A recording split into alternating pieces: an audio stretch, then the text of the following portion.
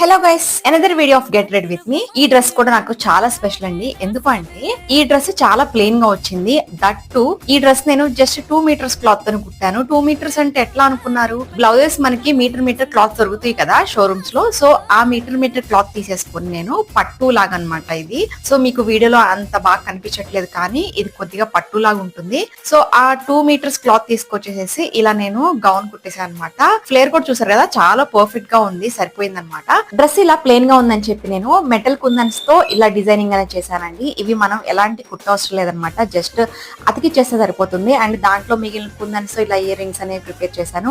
Ear rings prepare చేయంగా నాకు మిగిలింది ఒకే ఒక కుందన్ అనమాట.